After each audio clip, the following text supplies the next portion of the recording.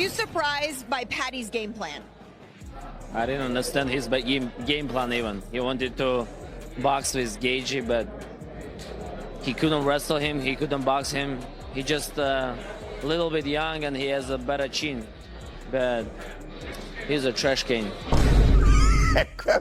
Just curious, what did you think about Paddy's chin? Because a lot of people say Justin Gaethje is the hardest hitter they've ever faced. Yeah, but Paddy got knocked out like 15, 20 times. Yeah, Justin was like 3 or 4 years ago, he was different. Now it's like he's getting old and it's last a couple fights he got. I just felt like I did enough. I just felt like I did enough to get the job done. Paddy is getting the beat out of him right now, it looks like. Jesus, this might not end well. It was almost like he understood the assignment. We're on Paramount. There's a new network. There are going to be new fans. We need to introduce them to what the UFC is. I think after watching that, everybody that was tuned in are going to be lifelong fans of the UFC. Because on the special nights, there is not a sport in the world that can compare to the UFC. And tonight we have one of those special nights. Paddy's heart, the grit of this kid. I don't care that he lost the fight. He comes back and murders like most guys. Yeah. Like anyone that doesn't have the grit. Like obviously everyone, like myself and everybody else, is worried about how much a fight like this takes out of you. But he's super young. Yeah. Like, you know what I mean? I think he's young enough to bounce back from a fight like this and to turn it into a superpower moving forward. Because not many people survive Gaethje the way he does, the way he did, or like have moments of greatness late in the fight after taking the hits that he took. The most outrageous claim about Paddy Pimblett's past just dropped. He'd been knocked out not once, not twice, but an astonishing 15 to 20 times before facing Justin Gaethje. This wasn't a casual remark. It was a bombshell assertion flung into the heated aftermath of a fight that defied all expectations. How could a fighter with such a seemingly fragile record step into the octagon against one of the hardest hitters in the sport? And what did this history truly mean for the future of the baddie? The fight's outcome, now viewed through this lens, takes on an entirely new, shocking dimension, making his performance even more unbelievable. In the UFC, you were saying stuff like, well, his entrance is good and it's all well and good to get the fans, but he needs to be able to fight. Obviously, we've seen him have great wins before, but to show the durability he had in that fight tonight, do you feel like even though he lost, he will be considered one of the best in that division moving forward? No doubt about it. I mean, he was the favorite tonight. I think that's what fucked him. Every other one, he's the underdog and everybody thinks he's going to lose. Tonight, he's the favorite. I don't think that his game plan was the greatest.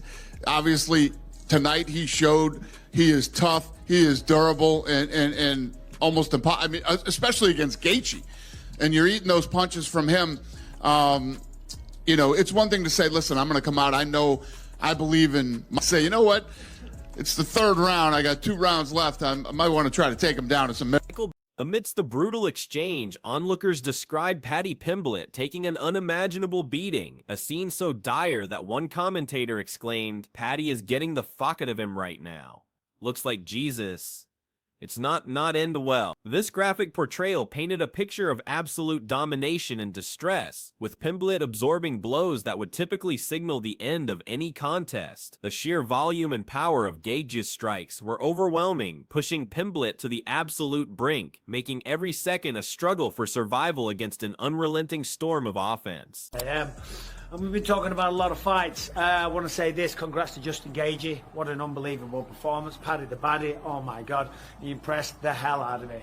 Incredible, he'll learn from that, but I tell you what, he's got what you can't teach. Heart, grit, determination, all that shit. Yeah, he can make tweaks. You can put the chin down, you can lift the hands up. What he showed tonight is that he is legit. The man is real, and that's for damn sure. He's at the hospital right now. He'll be fine. They're just checking him out. Gotta say though, well done, Justin Gaethje. He was the... Yet, against all logic and the brutal reality unfolding in the octagon, Paddy Pimblett refused to fall. Pundits openly admitted their astonishment, with one confessing, "I have no idea how Paddy Pimblett did not get flatline KO'd on about 50 different occasions." This wasn't merely a testament to his toughness. It was a phenomenon, a display of raw, unbelievable durability that left even seasoned experts scratching their heads. He absorbed punishment that would have ended lesser fighters continuing to stand and fight, defying the physical limits most believed possible. Good at grappling. He's a very, very good at grappling, and I felt that he deviated from the game plan, meaning that if I was in his corner, you're gonna move. One, he's got to keep his hands up here. I like the traditional look where you can move, you can elbow, you throw your right hand, right, left, high kick, push kick. You're just way more. This is standard. This is like the best option. But I still feel like he deviated from the game plan where I think he felt that he was going to be able to knock out Justin Gaethje, and I just don't think Paddy Pimblett has that torque. Not saying he can't do it, I just don't think he has the torque to knock out a guy like Justin Gaethje, who's been in wars with guys like Dustin Poirier, Max Holloway. Max Holloway's knocked him out. He's knocked out Dustin Poirier. He's been in wars with Eddie Alvarez. He's just been in a lot of wars on the feet. But when you look at some of the things that, Khabib did to Justin Gaethje, he made it look easy. He took him down, past his guard, mounted him. Building the relentless fighter he's always. The true horror of Pimblett's situation was not just the volume of strikes, but how he took them. Justin Gaethje repeatedly connected with devastating overhand rights, and what shocked viewers most was Pimblett's dangerous habit of leaving his chin up in the air and just getting his whole jaw spanned during exchanges. Experts winced, seeing the shots coming, yet somehow he's still in the fight and throwing back. This wasn't tactical brilliance, it was a bizarre, almost suicidal courage that kept him on his feet, baffling everyone watching the incredible spectacle unfold. Thought he got the better of. This was a great scrap. I have no idea how Paddy Pimblett did not get flatline KO'd on about 50 different occasions. If he lost, yes, he did lose, and if he lost any stock from this, the one saving grace is that he's been saying for a long time, we don't get knocked out, lad. And that would be the worst thing to happen to him. If he got KO'd in one of these fights badly, that would just be his ridicule forever. What happened to Scousers don't get knocked out, and it'd just be images of Paddy Pimblett out cold. I have no idea how he didn't get flatlined in this fight. Justin Gaethje was cracking him with so many overhand rights. And the worst part was, it's not even like you were understanding why he took the shot so well. Oh, he was rolling with that one. Oh, he tucked into that one a little bit. He saw it coming. I could see the shots coming. I was wincing while Gaethje was loading up because you could see Pimblett leaving exchanges with his chin up in the air and just getting his whole jaw spanned. And somehow he's still in the fight and throwing back. Absolutely crazy fight. Need to win, but I am going to bring up the fouls. Gaethje fought very fucking dirty in this fight. A lot of eye pokes. A groin shot as well. I think Paddy Pimblett had a groin shot that he landed too. But that was towards the end of the fight where it was just an absolute mess of a scrap between the two of them. But Gaethje landed some really, really bad eye pokes on him. But it doesn't matter because the result is the result. Pimblett gets beaten over.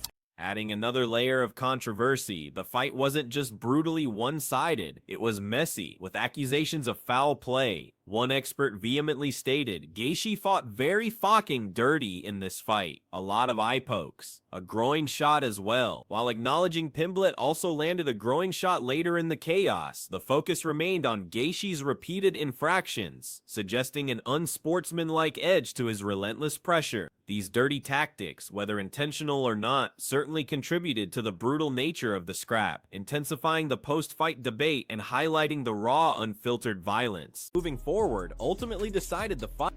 Big Rufus Gaethje puts on a very destructive performance against Paddy Pimblett. Kind of sloppy, little bit of a street beefs masterclass, if that's the word that you want to use to describe these two. Just standing in the pocket, swinging, trading, falling all over each other.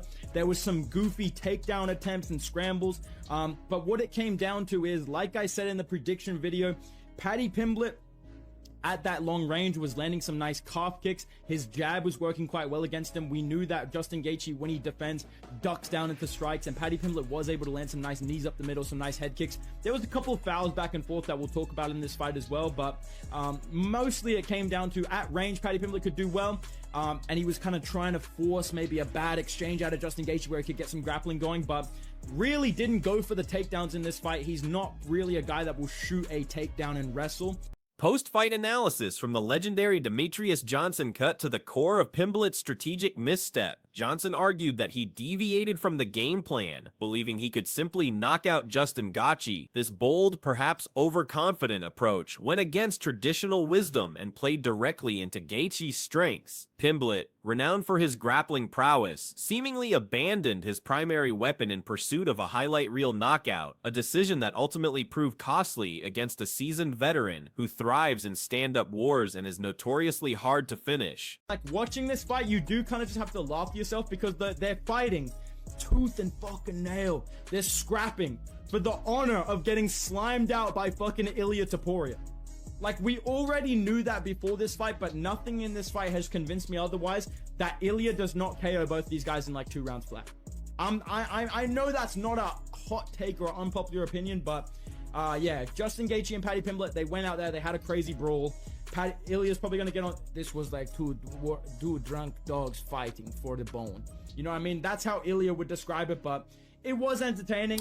Demetrius Johnson further emphasized the immense challenge Pimblett faced, highlighting that Gaethje's experience and unparalleled durability made him exceptionally hard to finish, no matter how confident Paddy was. He rattled off a list of Gaethje's past wars against the likes of Dustin Poirier, Max Holloway, and Eddie Alvarez, a clear lineage of elite fighters who struggled to put him away. This history underscored the almost impossible task Pimblett set for himself by straying from his grappling, severely underestimating the sheer toughness of an opponent who has consistently weathered storms against the very best strikers. Michael Bisping openly admired Paddy's determination while praising Gaethje for an exceptional performance. Although technical short, Bisping added that Justin emerged as the superior man because of his accuracy and strength that evening.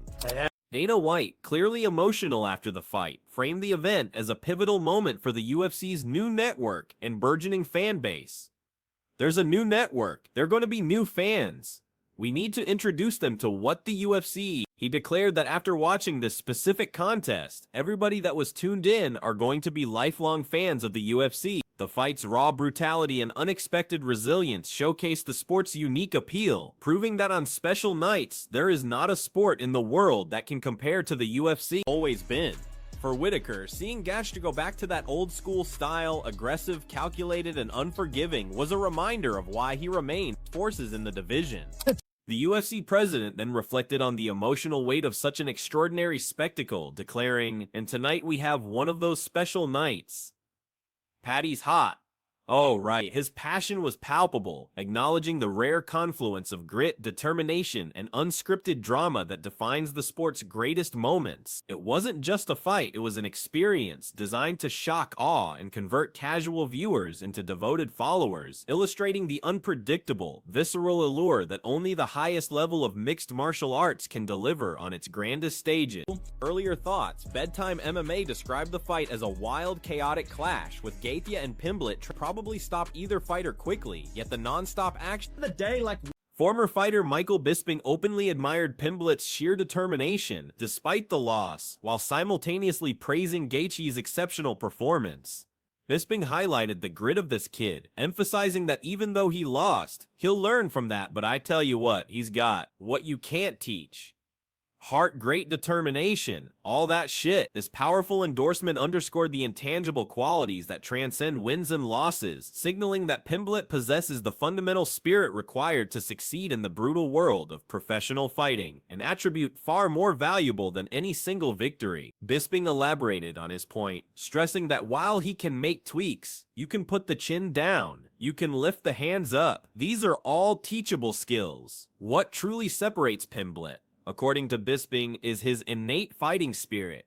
What he's talking about is that he is legit. The man is real, and that's for DMN, sure. This raw authenticity and unyielding heart, Bisping asserted, would be the foundation of Pimblett's future success, allowing him to evolve beyond this defeat and become an even more formidable presence in the division. Truly a diamond in the rough. Robert Whitaker, another elite fighter, observed Gaethje's return to his old-school style, aggressive, calculated, and unforgiving.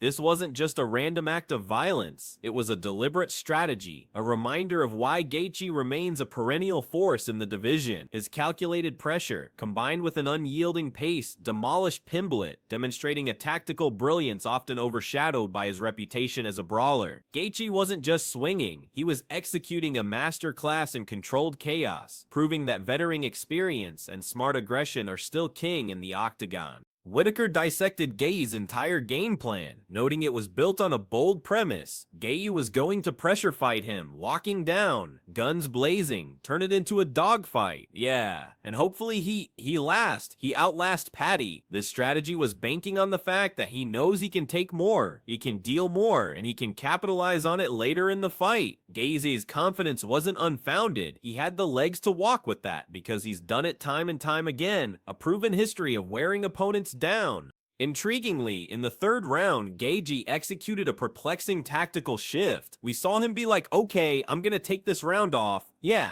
I'm gonna back up a little bit. This moment of perceived disinterest, or a strategic pause, where he stayed at mid-range, I'm not gonna walk you down and just let you come back a little bit. Try to build some energy, momentarily worried observers. It created a strange lull in the relentless action, making some wonder if Gaethje was tiring or simply playing a dangerous game with his opponent, a calculated risk that baffled many. However, any doubts about Gaethje's intent were violently erased in round 4. He suddenly puts his foot back on the pedal, reigniting the relentless pressure that defines his fighting style. This resurgence, perhaps knowing he's got 2 rounds left to secure the victory, was a terrifying display of his endurance and mental fortitude. It was the Gaethje of old, a ferocious, calculated beast re-emerging to stamp his authority on the fight, leaving no room for Pimblett to recover or mount a significant comeback against the renewed onslaught of an elite veteran. MMA Guru further highlighted the fight's brutal and often messy nature, noting how Gaethje, despite the chaos, consistently maintained and cemented some success at range with calf kicks, jabs, and knees. This strategic work, coupled with his relentless inside trading, ultimately established the mood of the fight, forcing Pimblett into a reactive stance. Even through disorganized takedown efforts, Gaethje's disciplined aggression slowly but surely broke down his opponent, proving that even in a chaotic brawl, calculated pressure and consistent striking can dictate the narrative and secure dominance. Adding to the analysis, Helwani noted the incredible back-and-forth action, describing how the rounds swung back and forth, creating an unpredictable, gripping spectacle for fans. However, despite these shifts in momentum and Pimblett's surprising resilience, it was Gaethje who ultimately secured a decisive victory, putting on a very destructive performance. This outcome cemented his status as a top contender, showcasing his ability to navigate a chaotic, sloppy little bit of a street beef masterclass, and emerge victorious, a true testament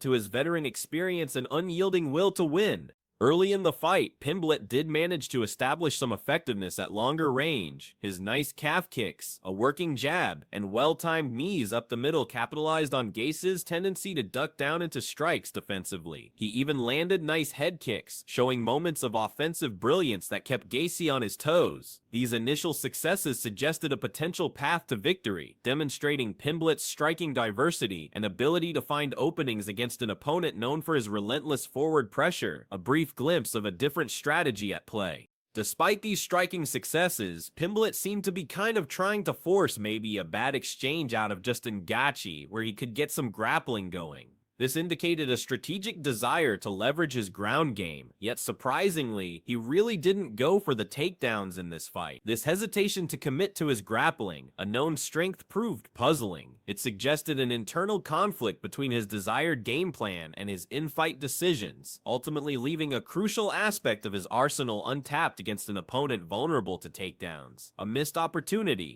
Bedtime MMA aptly described the clash as a wild, chaotic spectacle, a fight where both Gaethje and Pimblett were probably not going to stop either fighter quickly. This was a brutal, non-stop exchange of tooth and fucking nail combat, a raw display of grit and determination from both men. The fight defied quick finishes, instead evolving into a prolonged, grueling battle that demanded every ounce of their physical and mental fortitude. It was the kind of unpredictable, unscripted violence that keeps fans glued to their screens, showcasing the sheer will to survive and win. The fight's brutal outcome cast a shadow of ominous future predictions. One commentator ominously suggested that after witnessing this slugfest, Ilia Topuria, a rival fighter, does not care about these guys in like 2 rounds flat. This stark assessment positioned both Gaethje and Pimblett as cannon fodder for the rising star, likening their exhausting brawl to drunk dogs fighting for the bone. It was a harsh, dismissive prophecy, implying that despite their incredible courage and durability, neither fighter's performance here would deter Topuria, who sees himself as operating on an entirely different level. Another critical insight emerged regarding Pimblett's mindset before the fight. He was the favorite tonight. I think that's what fucked him.